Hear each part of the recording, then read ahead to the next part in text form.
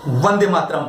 प्रायिकता पार्ट 5 में आपका स्वागत है। आज हम डिस्कस करेंगे महत्वपूर्ण प्रश्नों पर। ये प्रश्न वो प्रश्न हैं जो विद्यार्थियों के सामने संकट खड़ा करते हैं, विद्यार्थियों को मजबूर करते हैं अपने शिक्षक से पूछने के लिए कि सर ये सवाल हमें समझाइए, हमें नहीं आया। तो ऐसे ही सवाल लेकर हम इस पार्ट 5 में आए हैं और ऐसे ही सवालों को हम डिस्कस करेंगे और आपको समझाएंगे बिल्कुल खोलकर।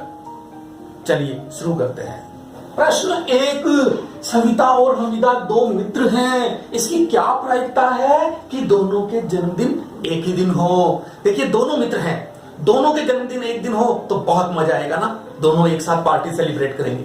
चलिए इसकी क्या प्रायिकता है कि दोनों का जन्मदिन एक ही दिन हो, तो कैसे निकालेंगे इस चीज को, समझिए। देखिए वो दिन पूरे वर्ष में एक ही होगा, जिस दिन दोनों का जन्मदिन होगा वो दिन पूरे वर्ष में एक ही होगा। बताइए होगा कि नहीं होगा? नहीं होगा। तो ऐसा तो हो नहीं सकता कि 2 दिन में दोनों के अलग अलग जन्मदिन हो या जन्मदिन 2 बार हो जाए, नहीं हो सकता ना। इसका मतलब यही हुआ कि वो दिन जिस दिन दोनों के जन्मदिन है वो दिन पूरे वर्ष में एक ही बार होगा। तो इसके अनुकूल परिणामों की संख्या क्या होगी? 1। अब हम बात कर रहे हैं वर्ष की। वर्ष में इसने कहा है कि लीप वर्ष को छोड़ दीजिए।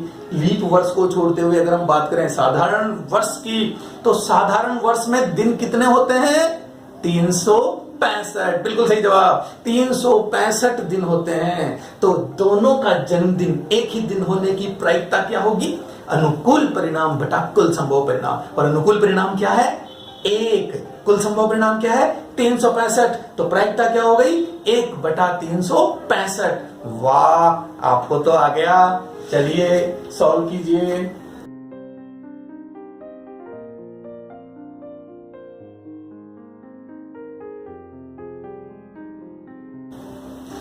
तो लीजिए, मैंने आपके सामने खाका खींच दिया, आपने सॉल्व किया कि दोनों का जन्मदिन एक ही दिन होने के अनुकूल परिणामों की संख्या कितनी थी? एक ही थी ना। ये लीजिए, ये हमने यहां लिख दिया।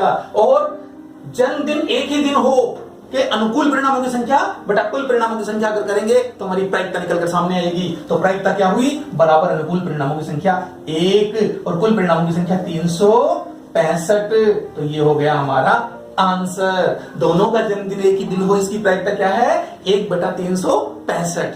अब हम लेते हैं दूसरा सवाल।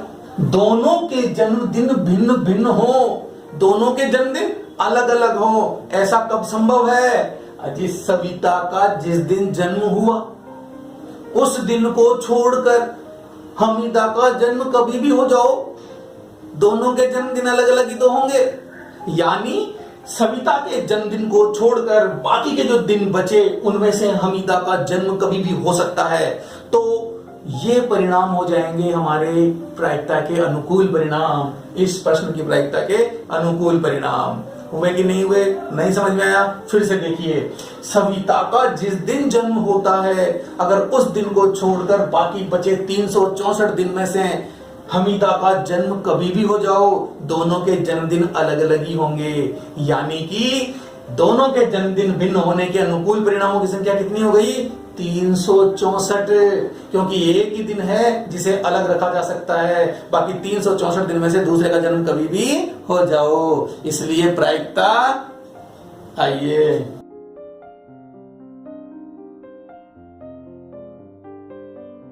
दोनों के जन्मदिन भिन्न भिन्न होने के अनुकूल परिणामों की संख्या 364। और जब 364 अनुकूल परिणामों की संख्या हो गई तो फिर प्रायिकता जन्मदिन भिन्न भिन्न हो क्या होगी? देखिए अनुकूल परिणामों की संख्या, अनुकूल परिणामों की संख्या कितनी है?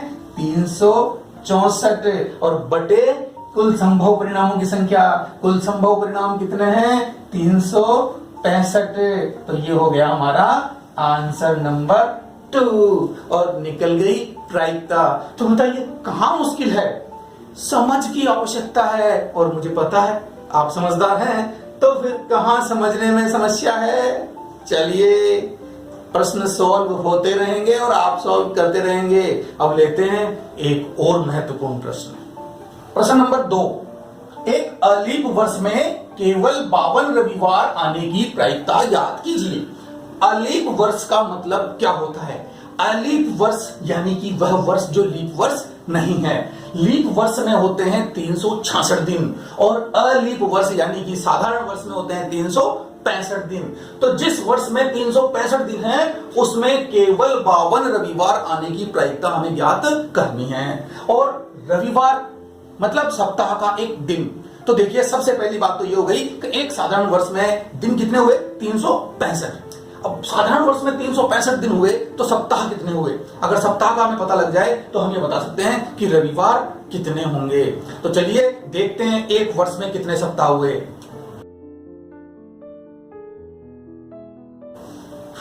एक साधारण वर्ष में सप्ताह कितने होंगे, कैसे निकालें? एक सप्ताह में कितने दिन? 7 और कुल दिन कितने हैं हमारे पास? 365। तो 365 में अगर हम 7 का भाग दे दें तो क्या आएगा? सप्ताह आएंगे कि नहीं आएंगे? आएंगे। तो दीजिए भाग, ये लीजिए 365 में 7 का भाग दिया, 7 पंजे 35, एक बचा, 5 नीचे आ गया तो 15, 7 दूनी 14 और अब भी एक दिन और बच गया। यानी कि हमारे पास हो गए कुल 52 सप्ताह और एक दिन।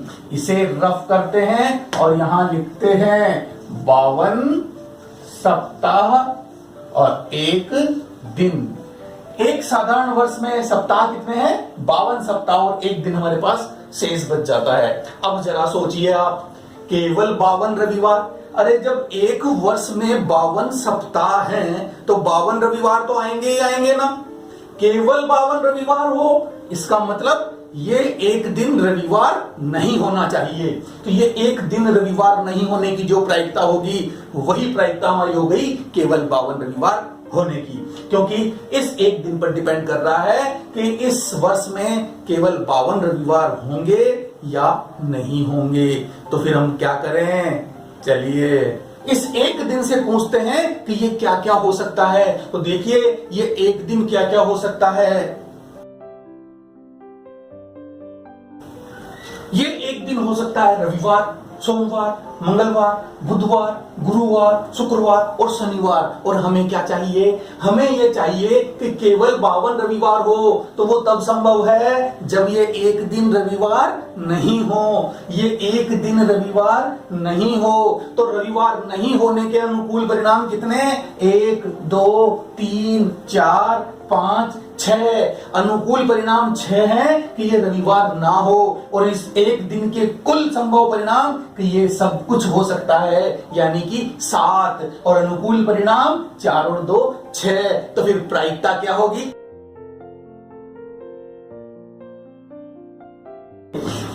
केवल 52 रविवार आने की प्रायिकता बराबर है एक दिन रविवार नहीं आने के, क्योंकि अगर एक दिन रविवार नहीं आएगा तो केवल 52 रविवार ही आएंगे। इसलिए हमारा प्रायिकता का सूत्र क्या लगेगा? वही अनुकूल परिणामों की संख्या बटा कुल संभव परिणामों की संख्या। तो एक दिन रविवार नहीं आने के अनुकूल परिणाम कितने हैं? 4 और 2 6। और कुल संभव परिणाम कितने हैं इस एक दिन के? एक दिन के कुल संभव परिणाम है 6 और 1 7। यानी प्रायिकता हमारी क्या हो गई? 6/7। यह आ गया हमारा आंसर। देख लीजिए, मैं फिर से एक बार रिपीट कर देता हूं अगर समझने में कहीं भी कमी रही है तो। अलीप वर्ष यानी कि वर्ष में दिन कितने? 365। एक साधारण वर्ष में सप्ताह कितने होते हैं? 52 सप्ताह और एक दिन होते हैं। केवल 52 रविवार होने की प्रायिकता हमें चाहिए तो 52 रविवार 52 सप्ताह में होते हैं। हमारे पास वर्ष में एक दिन और बच रहा है। ये एक दिन क्या क्या हो सकता है? हो सकता है इस एक दिन रविवार हो, सोमवार हो सकता है, मंगलवार हो सकता है, बुधवार हो सकता है, गुरुवार हो सकता है, शुक्रवार हो सकता है, शनिवार हो सकता है। ये एक दिन सप्ताह के 7 दिनों में से कोई सा भी दिन हो सकता है। तो इस एक दिन के कुछ होने के कुल संभव परिणाम कितने हैं? 7। कुल संभव परिणाम कितने हैं? 7। और हमें क्या चाहिए? केवल 52 रविवार हो। तो केवल रविवार नहीं होना चाहिए ये एक दिन। अगर ये एक दिन रविवार नहीं होगा तो वर्ष में केवल 52 रविवार होंगे। इसी की प्रायिकता निकालनी है। यानी कि प्रायिकता 52 रविवार आना बराबर है किसके? एक दिन का रविवार नहीं आना। तो एक दिन रविवार नहीं आने के अनुकूल परिणाम, रविवार नहीं आओ, सोम मंगल बुध गुरु शुक्र शनि कुछ भी आ जाओ, यानी अनुकूल परिणाम कितने हो गए? 1 2 3 4 5 6। तो अनुकूल परिणामों की संख्या ऊपर ले ली और कुल संभव परिणाम कितने? 6 और 1 7, वो नीचे ले ली। तो ये हमारी प्रायिकता हो गई एक वर्ष में केवल 52 रविवार आने की। अब चलें आगे। प्रश्न नंबर 3। एक डिब्बे में 5 लाल गेंद है, 8 सफेद गेंद है और 4 हरी गेंद है। इस डिब्बे में से एक गेंद यादृच्छा निकाली जाती है। इसकी क्या प्रायिकता है कि निकाली गई गेंद लाल है, सफेद है और हरी है? बहुत आसान सवाल है, लीजिए। सबसे पहले हमारे पास गेंदें कितनी है? तो हमारे पास गेंदें कितनी है? 5 प्लस 8 प्लस 4, कुल गेंद कितनी हो गई? 17। हमारे पास कुल कितनी गेंदें हैं? 17। एक डिब्बे में ये 17 गेंदें हैं। इन गेंदों में से हम यादृच्छा एक गेंद निकालेंगे तो कुल संभव परिणाम कितने हैं? 17। लिख दूं? कुल संभव परिणाम 17। अब हम चलते हैं पहले सवाल पर। निकाली गई गेंद लाल है, इस बात की क्या प्रायिकता होगी? तो लाल गेंद निकलने के अनुकूल परिणाम क्या होंगे? लाल गेंद निकलने के अनुकूल परिणाम, अरे भाई जितनी गेंदें लाल है उतनी में से कोई गेंद निकलेगी तो ही तो लाल निकलेगी। हमारे पास लाल गेंदें 5 है, तो 5 में से कोई सी भी गेंद अगर हमारे हाथ में आ गई तो वो लाल गेंद होगी। यानी लाल गेंद निकलने के अनुकूल परिणाम कितने हुए? 5। तो अनुकूल परिणाम 5। तो फिर प्रायिकता बहुत आसान है, सूत्र आपको याद है। बताइए सूत्र क्या होता है? मैं आपको डायरेक्ट बताऊंगा। प्रायिकता लाल गेंद, प्रायिकता लाल गेंद। अब लाल गेंद आने की प्रायिकता क्या होगी? कुल अनुकूल परिणामों की संख्या, जो कितनी है? 5। ये लीजिए। कुल संभव परिणामों की संख्या कितनी है? 17। तो ये हो गई हमारी प्रायिकता लाल गेंद आने की।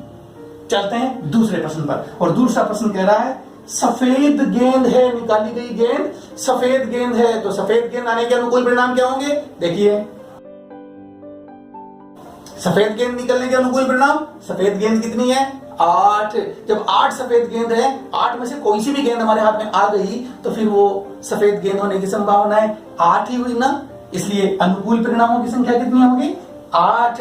तो फिर प्रायिकता क्या होगी? प्रायिकता सफेद गेंद, बताइए बताइए बताइए कितनी होगी? सफेद गेंद। अनुकूल परिणामों की संख्या बटा कुल संभव परिणामों की संख्या।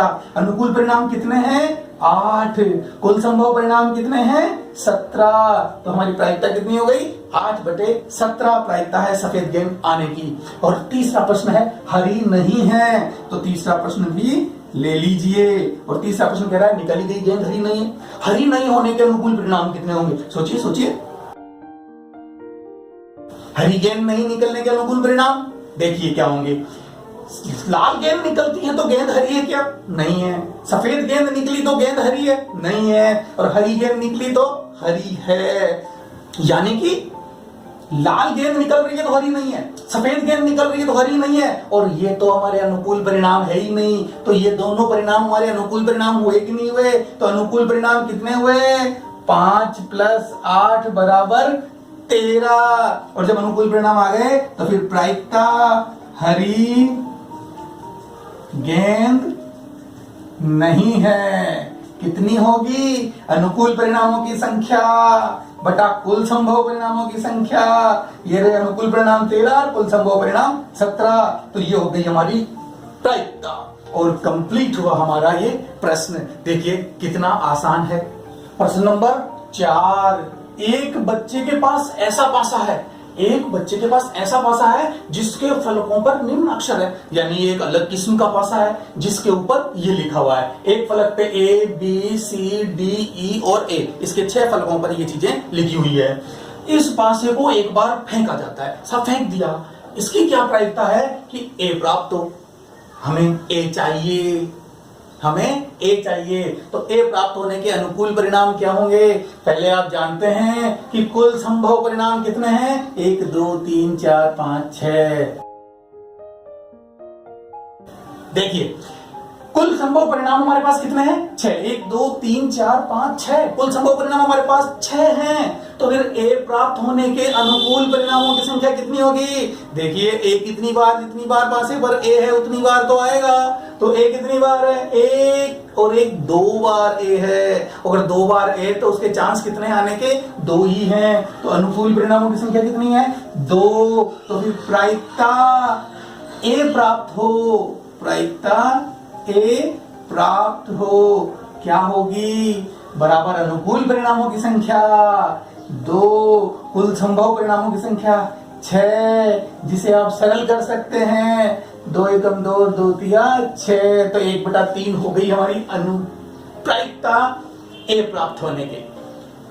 अब हम चलते हैं दूसरे सवाल पर, और दूसरा सवाल क्या कह रहा है? डी प्राप्त हो। बताइए डी प्राप्त होने के अनुकूल परिणामों की संख्या कितनी बार है? डी 1 बार, तो 1 ही होगी। फिर प्रायिकता डी प्राप्त हो कितनी होगी? बहुत सिंपल है, अनुकूल परिणामों की संख्या बटा कुल संभव परिणामों की संख्या। तो प्रायिकता होगी 1/6।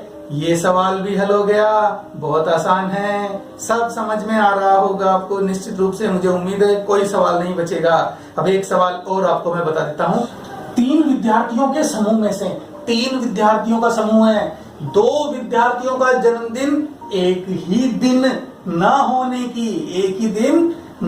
की प्रायिकता ये है। तो इसकी क्या प्रायिकता है कि दोनों विद्यार्थियों का जन्मदिन एक ही दिन हो? ये प्रश्न घुमा के पूछा है, जन्मदिन में उलझाने की कोशिश की है आपको। नहीं, प्रश्न तो सिंपल सा है। 2 विद्यार्थियों का जन्मदिन एक ही दिन न होने की प्रायिकता ये है। तो एक जन्मदिन एक ही दिन होने की प्रायिकता क्या होगी? सिंपल 1 - e होगी। समझ में आया क्या? देखिए